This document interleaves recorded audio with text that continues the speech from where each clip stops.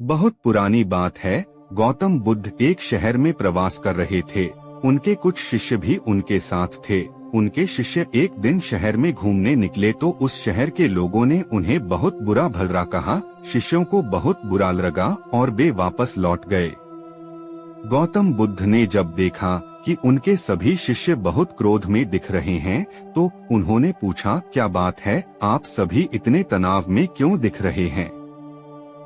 तभी एक शिष्य क्रोध में बोला, हमें यहाँ से तुरंत प्रस्थान करना चाहिए। जब हम बाहर शहर में घूमने गए तो यहाँ के लोगों ने बिना वजह हमें बहुत बुरा भला कहा। जहाँ हमारा सम्मान न हो वहाँ हमें एक पल भी नहीं रहना चाहिए। यहाँ के लोग सिर्फ दुर्व्यवहार के सिवा कुछ जानते ही नहीं हैं। गौतम बुद्ध ने मुस्कुराकर कहा, क्या किसी और जगह पर तुम सद्व्यवहार की अपेक्षा रखते हो? दूसरा शिष्य बोला, इस शहर से तो भले लोग ही होंगे। तब गौतम बुद्ध बोले, किसी जगह को सिर्फ इसलिए छोड़ देना गलत होगा कि वहाँ के लोग दुर्व्यवहार करते हैं।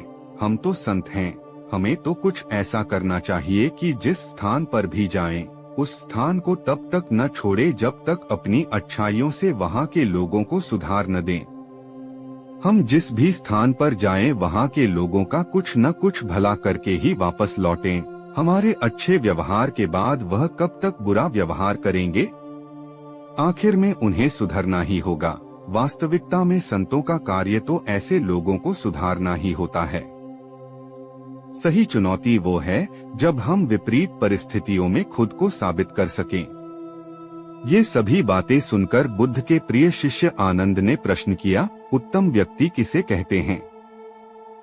इस पर बुद्ध ने जवाब दिया, जिस प्रकार युद्ध में बढ़ता हुआ हाथी चारों तरफ के तीर सहते हुए भी आगे बढ़ता जाता है, ठीक उसी तरह उत्तम व्यक्ति भी दूसरों के अपशब्दों को सहते हुए अपना कार्य करता रहता है।